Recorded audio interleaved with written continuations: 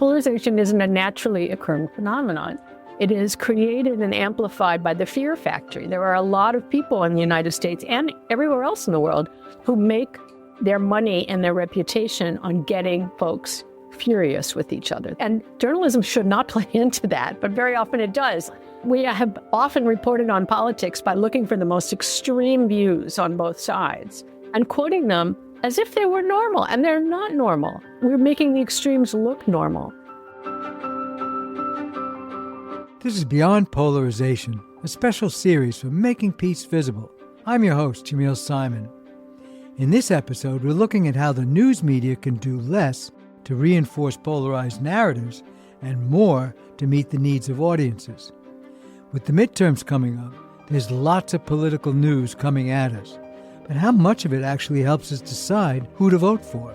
You hear candidates promise to solve problems that matter to their voters. Those with more controversial opinions or spicy personal backgrounds get more airtime. And there are lots of predictions about which candidate can win which demographic. In between elections, there's a lot less coverage of how office holders are fulfilling those campaign promises, or trying to. News organizations cover corruption and scandal, and that's an important role of journalism. But what about when things go right? Without good information about solutions to society's problems, it's easier to vote based on either fear of the other side, or along party lines, or just stay home. Our guests this episode are journalists committed to covering polarizing issues in depolarizing ways. They do that by focusing on what people need and want, and how politics could affect that, not the political horse race. Tina Rosenberg is a Pulitzer Prize-winning reporter. At the New York Times, she wrote the Fixes column with David Bornstein. Tina and David founded the Solutions Journalism Network in 2013, which promotes rigorous reporting on solutions to social problems. Sarah Jane Weaver is the editor-in-chief of the Deseret News, based in Salt Lake City, Utah. Sarah first joined Deseret as a reporter in 1995. As a journalist, Sarah has reported from locations around the world, including Iraq in 2014 and from the 2026 Winter Olympics. In her writing and reporting, she brings attention to narratives of empathy and hope. Thanks to you both for joining us today. Pleasure to be here, Jamil. It's great to be here. Tina, what is solutions journalism, and how do you see it fitting in the ecosystem of journalism as a whole? So solutions journalism is simply reporting the news, but it's broadening our definition of what the news is. Normally, journalists consider our job as pointing out what's wrong with the world. But if you take a solutions approach, it means you also focus on what people are doing to try to solve those problems and what kind of results they're getting. Well, when you started solutions journalism back in 2013, the Deseret News was one of the first organizations you partnered with. Can you talk about how you made that connection? I believe the connection was made because the paper itself had invited David Bornstein, my co-founder, to speak there. So I think the reach out came from Deseret. You're a very natural partner for us because at Deseret News, we want to inform and influence people in a way that will help them make good decisions. And we want to give them information that they need to empower them. And we saw what you were doing as a very clear way to do that. It wasn't just pointing out everything that was wrong with society. It was saying, look, there's paths to make things better. Sarah, tell us a little bit how solutions journalism is practiced at the Deseret News. If you're really going to provide solutions, you have to include reporting that has nuance. You have to admit with some humility that there might be things that you don't know or answers that you don't yet have. And I think starting from a place of humility is a very interesting way to report on something because you're just saying, look, all we're doing is a journey of exploration. We're trying to discover where this can go and what solutions we can find together. Can you tell us a little bit about Deseret and what are some of the values that make it unique? Do you see it as conservative or liberal? Editorially, we do lean a little center-right, but we try and write everything that we do from a news perspective where we say We just want to be fair-minded and produce unimpeachable journalism. We actually have some lenses through which we view the world because we think there's some intersections. A lot of people think all of politics is motivated, for example, by money. But we also understand that some people are motivated by family or by faith. We want to make sure that when we write about people, we don't forget that character may be part of the equation or that self-reliance is there. And we also hope that in this very, very dark world, that journalism can be a source of light and truth and joy. And so when we think about solutions journalism, we want to highlight innovative fixes to solve some of society's biggest problems. Well, that's great. Yeah, I think that it's interesting that two of our early adopters of solutions journalism are both good newspapers that are owned by churches. Deseret is owned by the Church of Latter-day Saints, and the Christian Science Monitor is also a fantastic practitioner of solutions journalism. Obviously, it's owned by the Church of Christian Science. So I think that orientation of what you were talking about, of appealing more to people's better instincts, is part of this, and not just assuming everybody's a cynic. Yeah. What do you see the job of journalism in 2026? Why don't you go first, Sarah? The Deseret News has looked a lot on how to cultivate and build our audience. We are a Utah-based paper, but 80% of our audience lives outside of Utah. We now have had months where we've had tens of millions of unique users visit our site. And so as much as the decline of the traditional journalism model was hard for us, we've seen so many opportunities to actually grow outside of our traditional circulation area and be part of a national conversation. A few years ago, we adopted sort of a model for writing our articles that had been pioneered by the BBC. And we have some user needs that we do. So now every time we write a story, we actually try and think of the audience and what need we are meeting for them. And so sometimes our stories update our audience. Sometimes we engage them. We want them to have some opportunity to look at a video or get into some content in depth. We also want to give our audience perspectives. We want to help them solve problems or give them information they need. Sometimes we want to just inspire them to think the world is okay. Tina, what about you? What do you see as the job of journalism in 2026? Well, the job hasn't changed. Journalism has changed. Journalism in the last 25 years has gone through and is still going through two crises. One is the financial crisis, which started with Craigslist. When that came out in the end of the last century, it took away classified advertising from newspapers. And it's continued as online advertising. The vast majority of it goes to Google or Facebook, who can target it better than most newspapers. At the same time, we've gone through and are continuing to see an existential crisis. People don't like us. They don't trust us. They don't believe us. They don't feel like we are constructive parts of the community, valuable civic players. And what those two things have done is taken a profession that has historically been very defensive. Hey, we don't need to change. Everything is going great. And made us really examine how we do our mission better. And our mission really is to inform, give people the information they need to make their way in the world, and to do that by presenting a true picture of society. So there's been a lot of openness to solutions journalism because people have realized that it's not a true picture of society if you only write about problems. Solutions are out there, they're being used, we have to include them. And so that's been a mindset shift for journalists. There's also been a lot of other ways where journalism has thought more about who is our community and what do they really need? And it sounds like the Deseret News has gone through that process. And that's going to be very, very different in different places.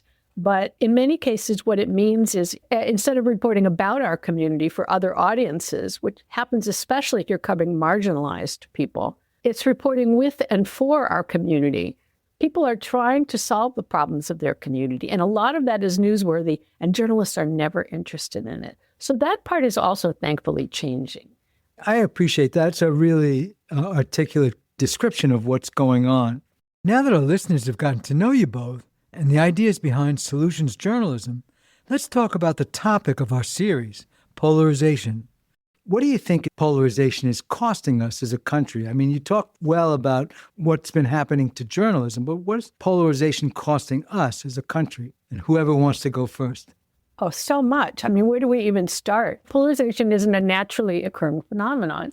It is created and amplified by the fear factory. There are a lot of people in the United States and everywhere else in the world who make their money and their reputation on getting folks furious with each other. That is their job. And journalism should not play into that, but very often it does. Like, for example, we have often reported on politics by looking for the most extreme views on both sides and quoting them as if they were normal, and they're not normal. We're making the extremes look normal.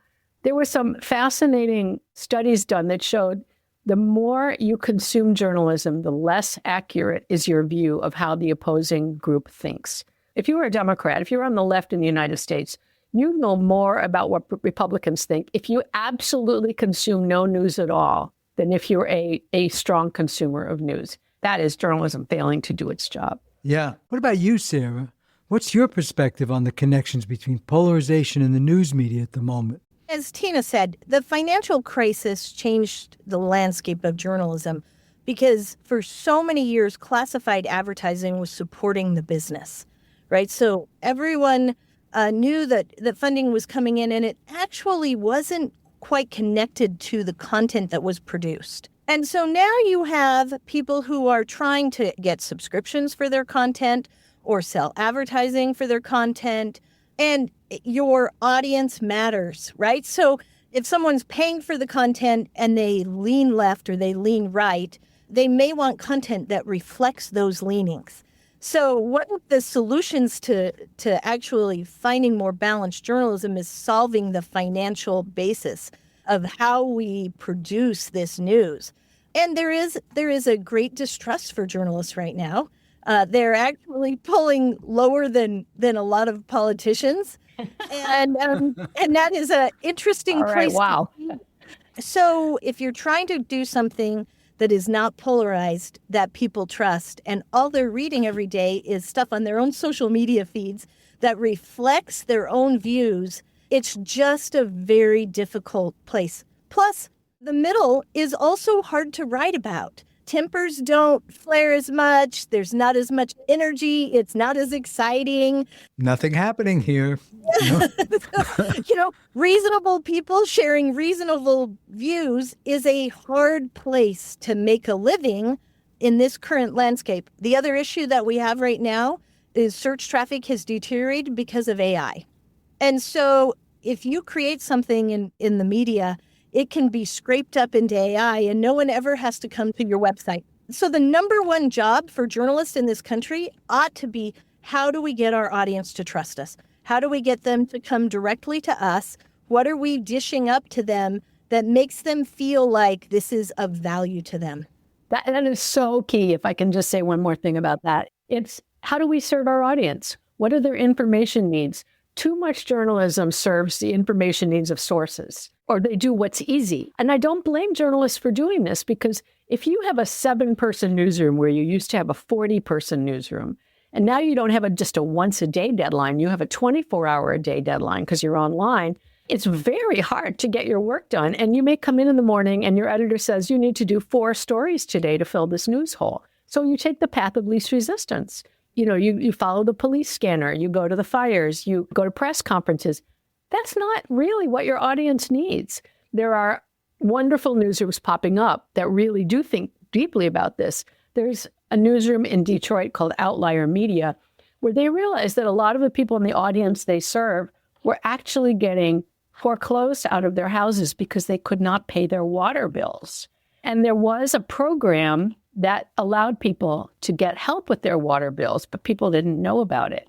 So this newsroom, which worked entirely through texting, not even online, but texting, did reports on that. What was going on with water, and here's where you can go for help. That is value for that audience.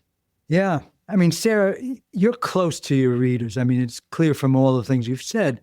Do you have a sense that your readers feel that polarization is a problem for them? Or is it something just the news media talks about or writes about? I think everyone should be concerned about polarization. I agree.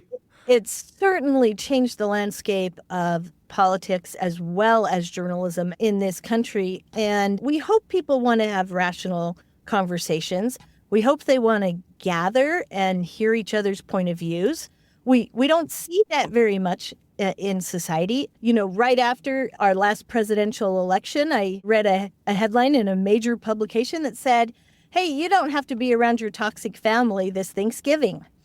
And I thought, wow, if we can't even have conversations about politics around the dinner table, then where can we have them? And what role does the media play in encouraging really thoughtful, really two-sided conversations about the things that intersect with all of our lives? You know, I worry a lot about young journalists. They'll come in for interviews, you know, right after they get out of college, and they'll say, we want to speak truth to power. And they start the profession with a very clear agenda. And I think that makes it a very hard path. It's a much better path to say, I want to discover truth. I want to help people understand the world they live in a little better. I want to help people know why they're being evicted from their homes and that there's a path that won't happen, to Tina's example. And so I think we have to determine people's motivations. And that's the biggest thing. What are you trying to do when you write an article? What are you trying to accomplish? And who are you trying to reach with this information? And if a reporter doesn't know those things, what am I trying to do? And what do I hope to accomplish? Then they're not going to end up in a place that will deal with or combat polarization. That's interesting. I would differ a little with Sarah Jane on this. I actually do think that speaking truth to power is a fine motivation, but there's many different ways to do it. It's not just through investigations. Yeah. And also, I mean, if you're writing an investigative piece, let's say there's a problem with infant mortality in your city and you're investigating it, what really makes your investigation powerful is to be able to show that it doesn't have to be this way. And you show that by saying, look, our neighboring city 100 miles away has overcome that problem, and here's how they did it. That is speaking truth to power in a much more influential and impactful way. You need that solutions angle to show not only there's a problem here, but we don't have to have a problem here. Right. I mean, and that comes with active listening, to really paying attention to what the public is thinking and what their concerns are. A major issue today is that people of different political persuasions don't agree on the facts all the time. It's often because they're getting their news from places that tell very different narratives about what's happening. And these news sources often reinforce the point of view of their audience and disparage the other side. How do you counter that? How do you come up with a counter narrative to that? This is where we were talking about nuance earlier. You can quote something accurately. And it still wouldn't be true. And that's because you sort of have to do some follow-up questions.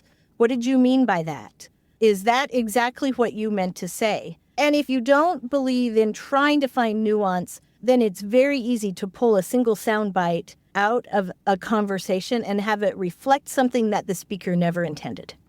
Tina, do you think people need to agree on the facts in order to work together productively? Yeah, I think so. I mean, you know, Daniel Patrick Moynihan famously said, everyone's entitled to their own opinion, but you're not entitled to your own facts. And I do agree with that. I think in a lot of cases, though, the perceived biases of journalism come from their choice of stories, not necessarily the facts they use, but what they decide to print and what they don't decide to print. And those choices matter. And you can say, look, everything in my newsroom is accurate, but if you have chosen your story by looking through a certain lens, then people who don't share that lens are going to feel that those facts are not true, or that they may be true, but they're not important. They're not as important as other things that got left out. I think that's a big part of polarization. But yes, of course, there's the problem of, you know, here we have different facts, sets of facts on basic things like, are vaccines harmful? And that, I think, is a very serious problem and impedes problem solving. Absolutely. Yeah. I think public opinion is shifting so quickly on issues. The Deseret News does monthly polling, both locally and nationally, because it's very hard to get a gauge on how people are feeling, because opinions are swinging very, very quickly in this age. Yeah. Sarah, one of the reasons we reached out to you is that the Deseret News includes articles and opinion pieces that work against the polarized narrative. For instance, in a report about how Democrats and Republicans see family differently, the first sentence reads, "Here's what's true about Republican and Democrat families in the United States. They aren't very different." Now, that's just one example. But could you explain the motivation behind that editorial choice to emphasize commonalities over differences? I think we're all, as you said, we have more in common than we differ. And it is an interesting time to have to write about that. You mentioned in my introduction that I was in Milan for the Olympics. And the Utah governor, Spencer Cox, came over and was doing a press conference. And the media were asking him all kinds of political questions, which they should. In a press conference, if you're a governor of a state, you should have to answer any question that anyone wants to dish up to you. But he actually criticized the media for their coverage of the Olympics. And he said, look, you've taken some athletes, they're young, they're specialists in their sport, and you've asked them political questions. You've asked them as a profession how they feel about representing a country or a flag, and you've pestered them. You've pestered them to make a decision, and maybe they weren't the best person to answer a question about politics when they're not an expert in that.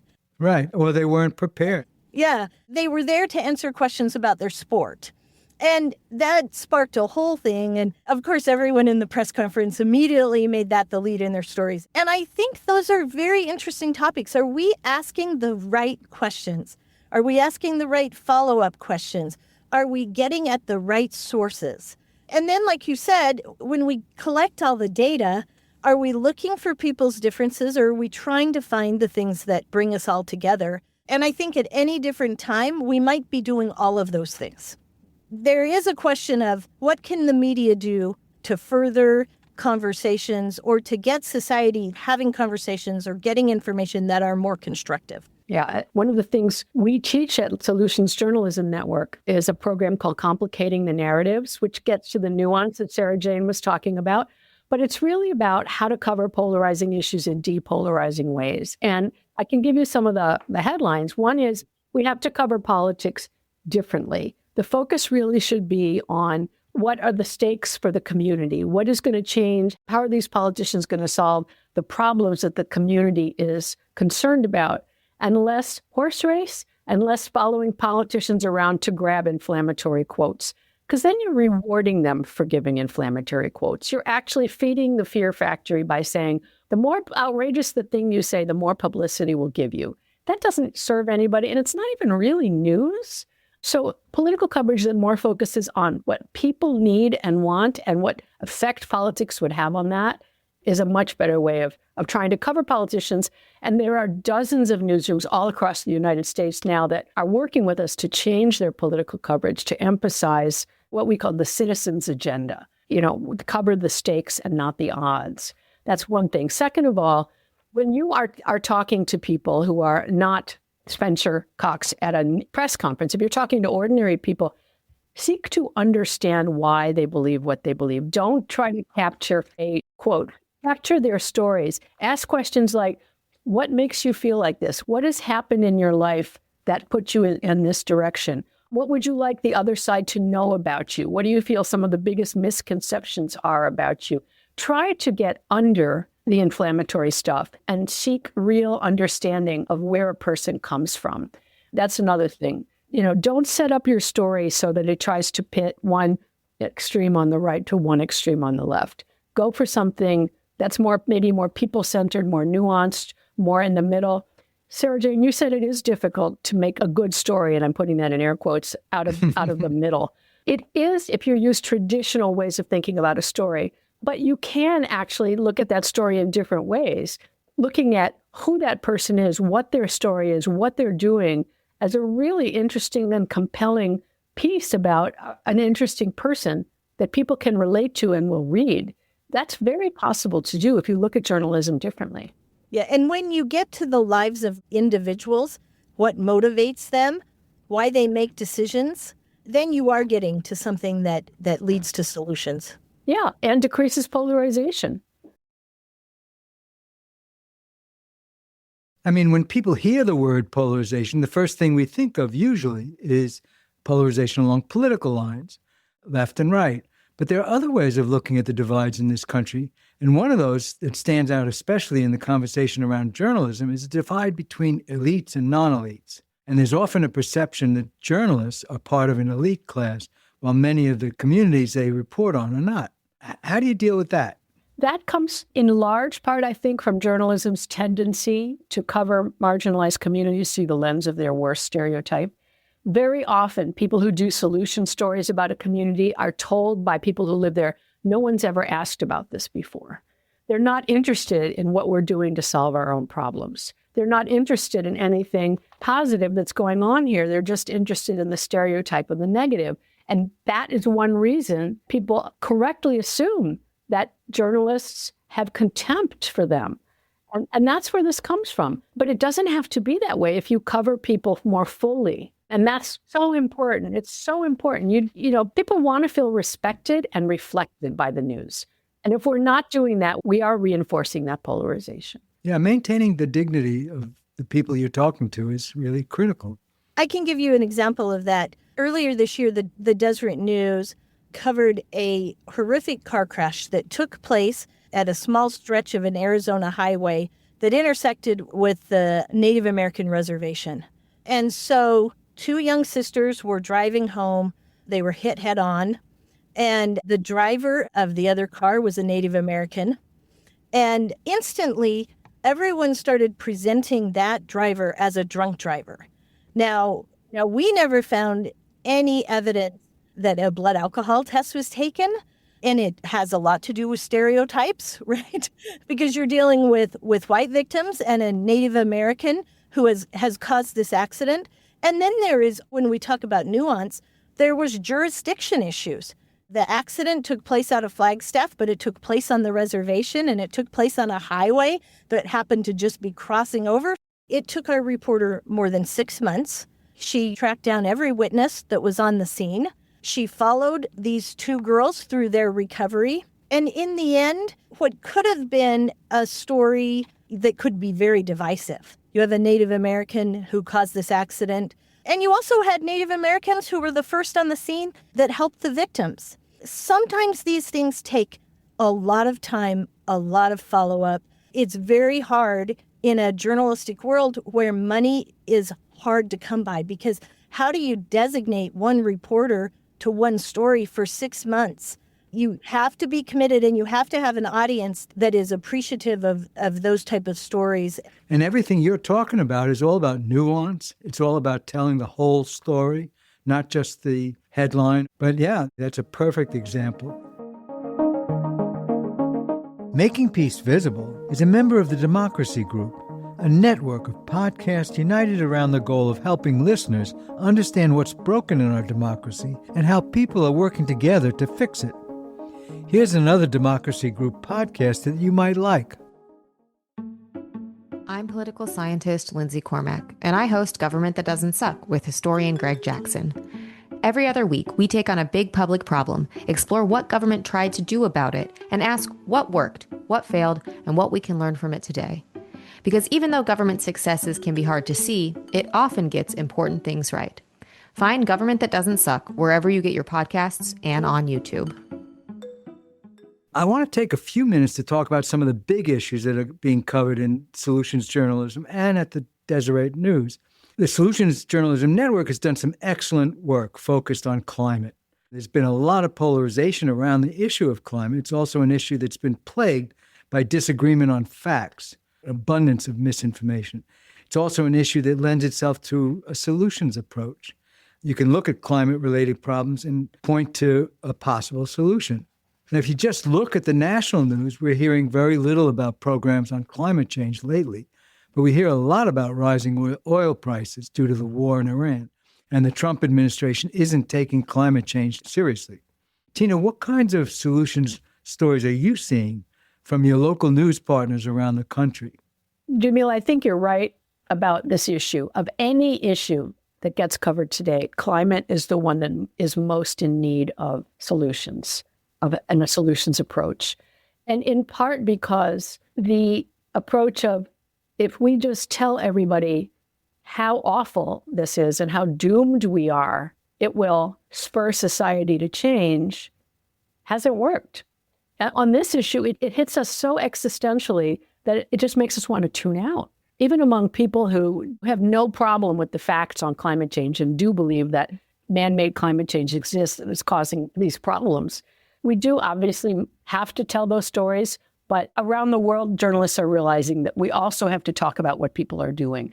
And there's various different solutions that are being covered. How people, for example, are taking it upon themselves to mitigate flood risks in their community that are climate change related.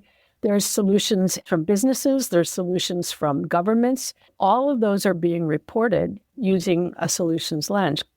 In Utah, we have a huge crisis looming because the Great Salt Lake is drying up. And as it dries up, areas of the earth that have been underwater for years are now going to be exposed. It could impact air quality, all kinds of things. And there's some political issues in water shares. We're just coming off a year where we had very little snowfall. Everybody's worried about what's going to happen to our reservoirs if there's no snow runoff to fill them.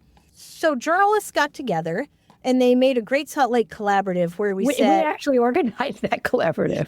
Okay, there we go. This is the perfect example of what can happen because when you work together, you share resources, you share photographs, you share content. One member of the collaborative writes something and it can be used by any so that an issue that impacts all of us in a state can get more coverage and more reach and more attention. Well, that's a great example. And it has sparked some change from what I understand. Oh, yes. Action that's been taken as a result of this emphasis. Exactly. The Church of Jesus Christ of Latter-day Saints, for example, donated water shares and said, okay, we understand there's a need and we're going to respond. And so this is the kind of truth to power that we want to send. You can do something about this. Yeah, that's great. Immigration is a hot issue in Utah and in many places in America, and people are split over Trump's immigration agenda. According to a 2026 Deseret News poll, 49% of registered voters approve of Trump's handling of immigration policy, and 46% disapprove. That's pretty evenly divided. Utah also saw a marked influx of immigrants during the Biden years, and there was a recent debate in the state legislature about rewriting the immigration policy. Sarah, does the Deseret News take a stand on immigration, and how do you handle reporting on the topic? The reporting on the topic is very hard, as you can imagine. It's a divisive topic. We have seen that in protests and actions and ICE raids and everything across the country that are impacted by this very hot topic right now. And one of the things that we have a hard time with, there's a lot of people who are willing to write op-eds that say, I support immigrants, we should be nicer and more helpful to this population. We're having a harder time finding people to weigh in on support of some of these Trump policies. And so that has been a very interesting thing. You want to have two sides to every issue. But if people who author op-eds are only willing to write about one side, then the reporting becomes even more important, right? The reporting has to be more nuanced. My guess is in Utah that it's different than other states just because the church, the Latter-day Saints church that dominates there, almost by definition, everyone in it has lived overseas, right? I mean, and yet a lot of those people have come back with you. So, I mean, it's a far more welcoming church in many ways than a lot of others are. That is a factor. We have a lot of empathy and a very, very global population here. Yeah. We have spent a lot of time, many of Utah residents speak a second language, for example. The Deseret News did say, okay, we're gonna weigh in on this in every way we can. We sent reporters to California to actually spend some time with immigrant farm workers. We've done the same thing in Arizona. And I thought, a piece that was brilliant, we sent a reporter to Mexico City to follow people who have actually been deported. What does this look like in their lives? What do they do if they only speak English and now they're living back in Mexico? And so, again, I think one of the ways to eliminate this polarization is to get right down to how the news intersects with the lives of people and what that looks like for them. I agree completely.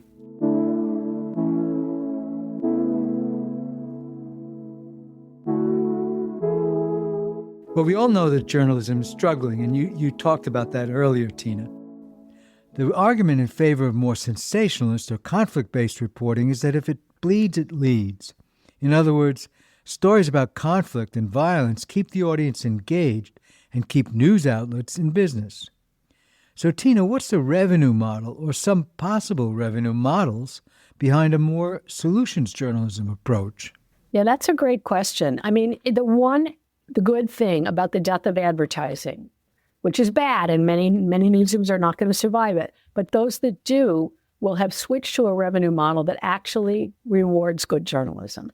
Advertising rewards clickbait.